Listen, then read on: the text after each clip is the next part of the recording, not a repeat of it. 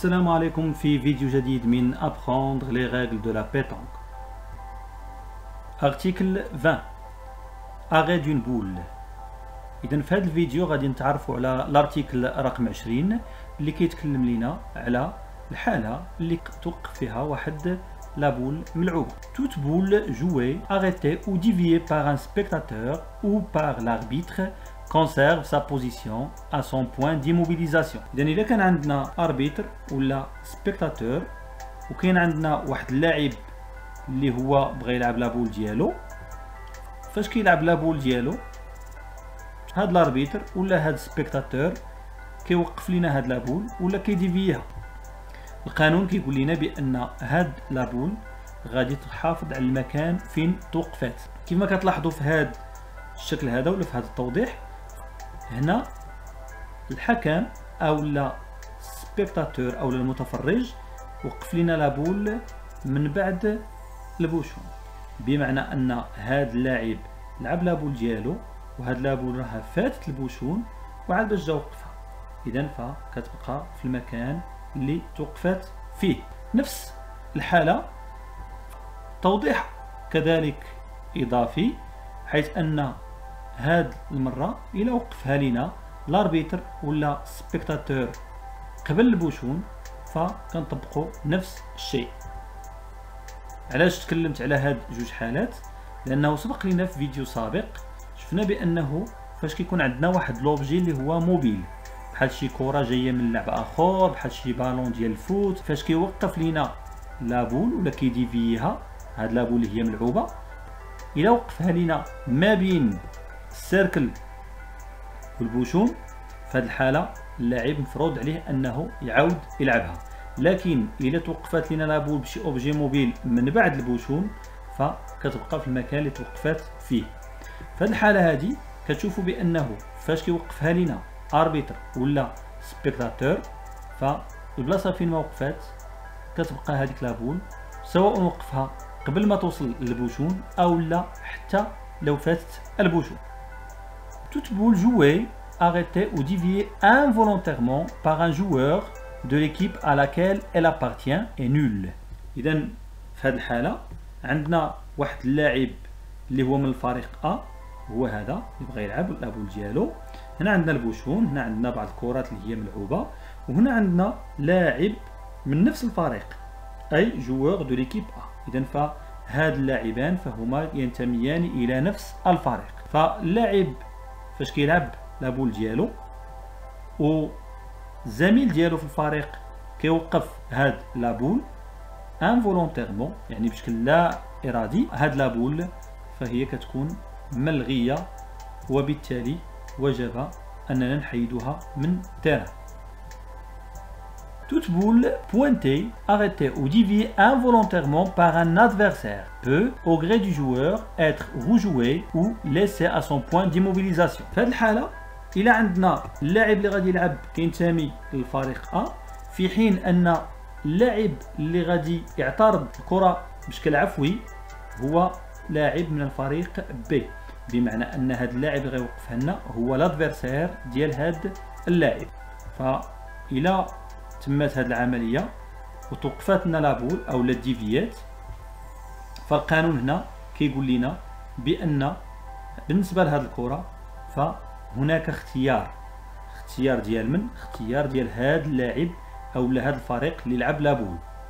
اشنو هو الاختيارات اللي عنده جوج ديال الاختيارات، اما انه يخليها في المكان فين توقفات، الا كيبان له بانه في الصالح ديالو فغادي يخليها، غيقول لهم الكره مزيانه وغادي تبقى في هذاك المكان، واما غادي يعاود يلعبها مره ثانيه وبالتالي غادي تكون عاوتاني كره اللي هي مزيانه. Quand une boule tirée ou frappée est arrêtée ou déviée involontairement par un joueur, son adversaire peut. في هذه الفقرة من الارتيكل 20 عندنا حالة أخرى، هي أن اللاعب غادي يضرب واحد لابول، وهاد لابول هي اللي غادي تتحرك وهي اللي ممكن أنه يديفيها لنا واحد الجوار اللي هو بشكل لا إرادي، بشكل عفوي. اللاعب ديالنا كيضرب لابول، هذيك لابول ضربات ولكن في المسار ديالها توقفات او ديفيات من طرف واحد اللاعب ديال هاد البارتيه هادي. القانون اش كيقول لنا؟ كيقول لنا بان لادفيرسير ديال هاد اللاعب هذا ما كيهمناش الان هاد اللاعب اللي لعب لابول او اللي ضرب لابول، كيهمنا دابا اللاعب اللي دار بشكل لا ارادي الخطا، هو انه وقف لنا لابول. اول اختيار لادفيرسير ديال هذا هو انه لا ليسي ا سون بوين ديموبيليزاسيون، بمعنى انه يخليها في المكان فين توقفات. يعني فاش كتضرب لابول كتضرب في هذا اللاعب هذا، وهذاك اللاعب كيديفيها ولا كيوقفها بشكل اللي هو لا ارادي. لو سول شوا سينون ماركي، بمعنى ان الخصم ديال هذا اللاعب هذا اللي اعترض الطريق ديال هذه الكره بشكل لا ارادي ووقفها، فالخصم ديالو عنده اختيار واحد، هو انه يخليها في هذا المكان لان لابول اصلا ما كانتش متراسيه. عندنا واحد اختيار ثاني هو لا بلاسي دون لو برولونجمون دون لين. هنا الى تمت العمليه ديال توقيف ديال الكره بشكل لا ارادي، بشرط هاد النقطه الثانيه الى كانت لابول ماركيه، بمعنى الى كان عندنا تخاصاج ديالها في هذه الحاله، فالفريق الخصم ديال هذا اللاعب عنده جوج اختيارات. الاختيار الاول اللي قلنا اللي هو انه يخليها في هذا المكان، الاختيار الثاني هو انه يحطها في واحد البرولونجمون. شكون هو هذا البرولونجمون؟ كتوضيح البرولونجمون قالوا لنا بانه il peut la placer dans le prolongement d'une ligne qui irait de sa place primitive à l'endroit où elle se trouve, mais uniquement en terrain jouable et à condition qu'il ait été marqué. اذا باش يمكن يكون عندنا هذا الاختيار الثاني، قلنا بان لابول كي خصها تكون ضروري متراسيه، نعتبروا انه عندنا هذا هو السيركل وعندنا هذا هو البوشون، وهنا هاد الكره وهاد الكره وهاد الكره ملعوبين. اذا فاش غادي تضرب لينا هاد لابول هادي تضربات، هاد لابول هي اصلا تراسي مشات في هذا الاتجاه، فبشكل لا ارادي هاد اللاعب هذا اللي هو ديال هاد لابارتي ديفياها، بمعنى انه قاصد فيه لابول ومشات وهي توقف في واحد النقطه اللي هي بي. مادام لابول متراسيه فالفريق الخصم ديال هذا اللاعب عنده اختيارين. الاختيار الاول هو انه يخليها في النقطه بي، الاختيار الثاني هو انه يحطها في البرولونجمون. كي داير هذا البرولونجمون كتلاحظوا بان النقطه الاصليه للكره هي فين كانت، هي ا، ثم النقطه في التوقفات هي بي. اذا البرولونجمون كيكون في هذا الاتجاه، ولكن كيكون بهذا الشكل هذا. اللاعب او الفريق الخصم ديال هذا اللاعب هذا كيحط الكره البوز لا بول سور سو برولونجمون، يعني ما بين النقطه بي وواحد النقطه سي. اشنو هو اللي كيتفرض علينا هنايا؟ هو ان هذا المسار هذا يكون ان تيران جوابل، بمعنى ان الكره تكون دائما ملعوبه وما يمكنش للفريق الخصم ديال هذا اللاعب انه يقتل هذه الكره هذه، فهو غادي يحطها بحيث انها تكون باقه ملعوبه. وقالوا لنا بانه جامي اونتر ا اي بي، ما كنحطوهاش ما بين ا و بي، وانما كنحطوها ما بين بي و سي، على اساس انه ما بين بي و سي هذا التيران راه التيران اللي هو ملعوب. فاش غادي ندخلوا للتيران تراسي نفس الشيء، عندنا هنايا ها هو السيركل، عندنا هنا البوشون، وعندنا هنايا بعض الكرات. هذه الكره هذه الى ضربات من واحد النقطه ا، ضربات في هذا اللاعب اللي هو بشكل لا ارادي، وهو يديفيها ويتوقف لنا في المكان بي. الا كانت لابول نو ماركي، اذا ما كانتش تراسي، الغيست اون بلاس، يعني كيكون غير اختيار واحد هو انها تبقى في المكان ديالها، وفي هذه الحاله كنعتبروها انها ميته، لانه في قانون سابق قلنا بانه الا كنا لاعبين في واحد الكولوار هو هذا، بحيث ان كنلعبوا هنايا على 13 نقط ماشي ضد الوقت، فممكن ان الكرات يخرجوا لنا لهذا الكولوار هذا، وكذلك ممكن يخرجوا لنا لهذا الكولوار، لكن فاش كيتجاوزوا لنا هذا الكولوار لهنا كيموتوا، وكذلك فاش كيتجاوزوا لنا هذا الكولوار لهذه الجهه فهما كيموتوا. هنا اصلا النقطه بي هي واحد المنطقه ميته بالنسبه لهاد لابارتي هذه. اذا هاد لابول الا ما كانتش تراسي، الفريق الخصم عنده اختيار واحد هو انه يخليها في المكان ديالو، وبالتالي فهي الكره اللي هي ميته. الا كانت لا بول ماركي، الا كانت متراسيه، كذلك لادفيرسير ne peut que la laisser en B et les nuls. علاش؟ لانه عنده اختيارين، اختيار هو انه يخليها في بي، والاختيار الثاني هو انه يحطها في واحد البرولونجمون اللي غادي في هذا الاتجاه، واصلا هذا البرولونجمون هو كاين في واحد التيران اللي هو ميت، وهنا القانون تيقول لنا بان البرولونجمون خصو يكون في واحد التيران اللي هو ملعوب. اذا ففي كلتا الحالتين النقطه بي هي فين غادي تبقى لنا الكره، والكره غتكون ميته. الا خدينا هاد الحاله الاخرى هو انه ان جوور ديفي اون بول تيغي كو سباس. عندنا دائما هذا هو السيركل، وعندنا هنايا لا بول اللي غادي تتحرك، هي كانت في واحد النقطه اللي هي ا، وعندنا هنا بعض الكرات ديال الفريق الخصم، وهنا عندنا البوشون. فاش تضربات هذه الكره تحركات لينا من هذه النقطه ا، مشات ضربات في هذا اللاعب اللي هو ديفياها بشكل لا ارادي، وهي توقف لنا في النقطه بي. الفرق ما بين هذه الحاله والحاله السابقه اللي هضرنا عليها غير شويه هذا هو ان النقطه ب هنا هي واحد الكولوار اللي مزاد مباشره مع الكولوار ديال اللاعب، وبالتالي فالنقطه ب فهي الكره هنا باقا حيه. الا كان عندنا لابول نو ماركي، الا ما كانتش متراسيه، الغيست اون بلاس يعني اون بي، فهنا الفريق الخصم ما عنده حتى شي اختيار لان الكره اصلا ما متراسياش، وبالتالي غيخليها في النقطه ب، وهذه النقطه ب راها ملعوبه فيها الكره.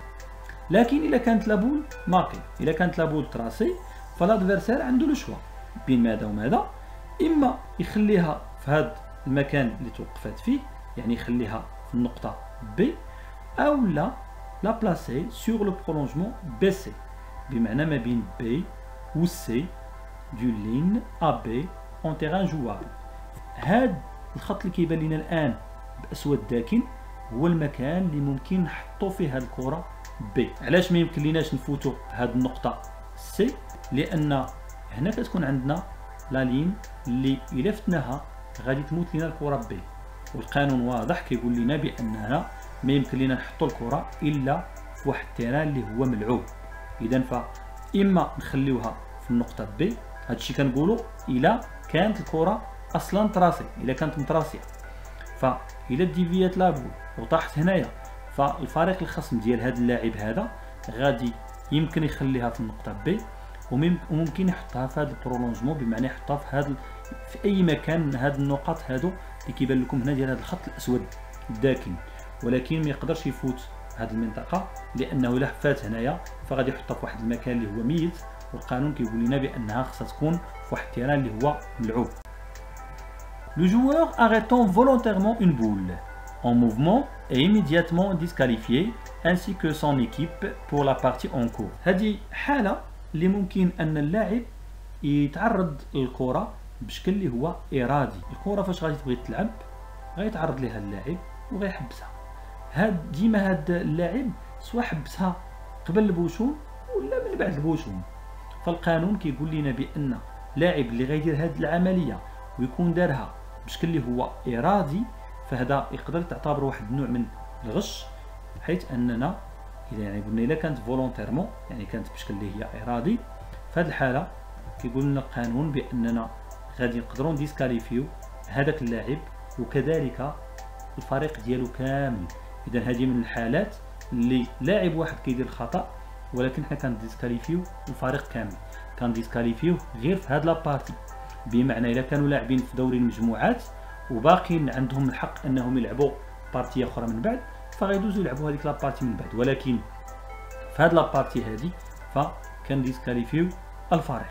هنا فقط الاشاره ان هاد فولونتير فهي تيقولوها غالبا في القانون هنايا قصد الغش، بمعنى لان هذاك اللاعب اللي غيمشي غيوقف لنا واحد لابول وغادي يوقفها بشكل اللي هو ارادي، يقدر يبغي يوقفها حدا البوشون، اذا دايزه طويله وغادي يتعرض لها باش توقف حدا البوشون.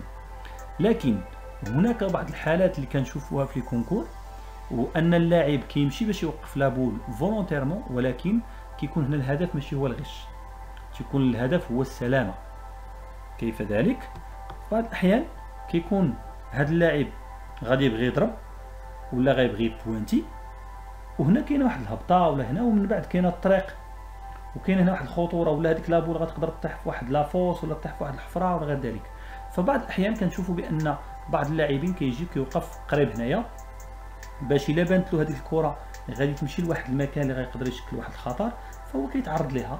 هنا فاش كيتعرض ليها وكيحبسها، فاحنا كنعرفوا بانه تعرض ليها بشكل اللي هو ارادي، ولكن هنايا ماشي من اجل الغش، فقط من اجل الحفاظ على سلامه ديال اما الكره باش ما تودارش ولا ما تضيعش، او باش ما تدخلش لواحد الشانطي ولا غير ذلك. فهنا ممكن ان اللي كيحكم كياخذ هذا الشيء بعين الاعتبار، وبالتالي هنايا ما كنعتبروش بانه نوع من الغش اللي ممكن انه يديسكاليفي لنا الفريق ككل. عندنا هنايا واحد الجدول اللي فيه واحد الخلاصه للحالات ديال لابول. فكيقولوا لنا هنايا بان اي كره لعبات ما يمكنش ليها تعاود تلعب مره ثانيه الا في بعض الحالات. الحاله الاولى هي انه فاش كتلعب واحد لابول الاولى من بعد بوشون، وكيكون الفريق الخصم ما راضيش على الوضعيه ديال البوشون، فإلا تبت بان الوضعيه ديال البوشون غير قانونيه، اذا فهذاك البوشون كيعاود يحطوا هذاك الفريق، وكذلك هذيك لابول اللي تلعبات كتعاود تلعب مره ثانيه. النقطه الثانيه هنايا هو هذيك لابول اللي كتكون غاديه في المسار ديالها ما بين السيركل وما بين البوشون، وكيحركها لينا شي اوبجي موبيل ولا شي حيوان، يعني شي كره جايه من ملعب اخر ولا ديال الفوت ولا غير ذلك وكتحرك. ففي هذه الحاله من الضروري على الفريق اللي لعبها انه يعاود يلعبها مره ثانيه. وكيقولوا لنا بان النقطه الثالثه هي واحد لابول اللي تبوانتات وتحبسات من طرف لادفيرسير. فاش كيحبسها لك لادفيرسير ديالك من حقك انك تعاود تلعبها مره ثانيه. اذا هادو حالات ثلاثه كيبانوا لنا فين ممكن نعاود نلعب الكره جوج مرات في لابارتي. في نفس الوقت هنا كيقول لنا القانون في واحد لارتيكل سابق انه حتى شي واحد ما من حقه انه يجرب ويلعب لابول او لا يبقى يتريني بلابول ويقول هاد الكره غادي نلعبها غير باش نتريني ونشوف ولا غير نجرب واش هاد التيران كيفاش داير. اذا فهذا كيمنعوا القانون. كذلك هنايا في هذا الجدول هذا عندنا لا ريجين بول، يعني الوقيته فاش كتوقف واحد لابول، وهنا كيهضروا لنا على واحد لابول بوانتات او لا واحد لابول ضربات.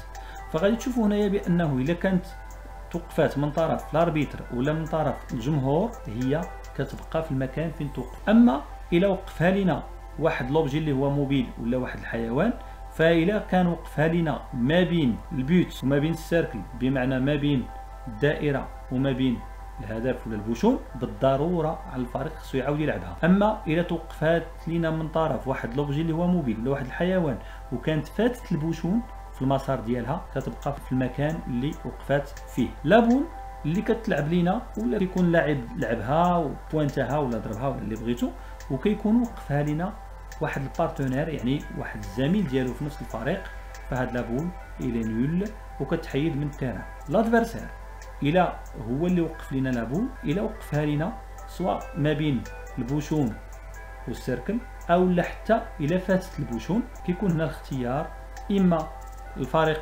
يخليها في المكان فين وقفات او لا يعاود يلعبها. هنا كيهضروا لنا على ديك لابول اللي كتكون ضربات وكتكون غاديه وكتديفيا من طرف واحد اللاعب بشكل اللي هو لا ارادي. الفريق الخصم ديالو عنده الاختيار اما يخليها في المكان فين توقفات واما يحطها في هذاك البرولونجمون اللي شرحناه قبل قليل، بشرط انها تكون تراس. هنا كيقول لنا القانون بان اي لاعب كيوقف واحد لابول بشكل فولونتير بشكل ارادي كان ديسكاليفيوه، وكذلك كان ديسكاليفيو الفريق ديالو ككل بالنسبه لهذيك لابارتي. وهنا اخر نقطه، toute boule déplacée par autre chose qu'une boule de jeu sera remise en place si marquée.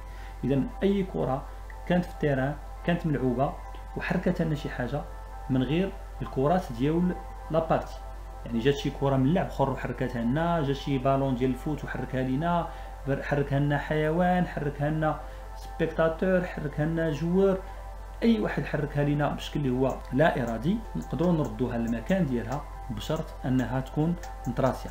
اما الا ما كانتش متراسيه فاش كتحرك كتبقى في المكان الاخير فين وقفت. اذا شكرا على المتابعه، وموعدنا فيديو جديد وارتيكل جديد. تابوناو مع لاشين وما تنساوش تفعلوا الجرس باش دائما يوصلكم الجديد.